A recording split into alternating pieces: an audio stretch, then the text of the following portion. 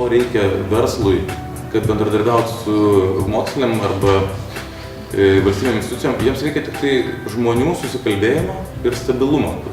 Mes turim tik tai patikėti, kad tai, kas yra daroma šiemet, kad kitais metais nebus persigalvota.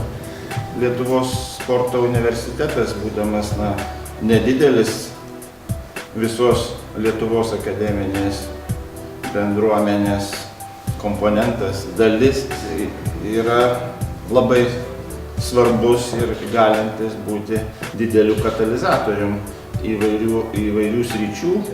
Mes ką darom regione, mes turėjom tokį, kaip aš sakau, vieni sako, kad čia yra vaikučiai, o aš sakau gyvatynas, žinai, tai gali perdaryti su studentais, padaryti ten, sakykime, tikslas, esama situacija, kokie keliai, tokią padaryti didžiulę bendruomenės apklausą, kad pajausti, ko jie nori, kas regione yra įdomu. Labiausiai, sakyčiau, reiktų akcentuoti tą sveikatingumą ir sveiką gyvenimo būdą, panaudojant sporto galimybės, apjungiant technologijų galimybės. Kalbant apie žmonių rengimą, tai yra galimybė rengti specialistus, tai tiek Lietuvai, tiek užsienio rinkoms, bet tai reikia įdiegti kažkokius tarptautinius standartus.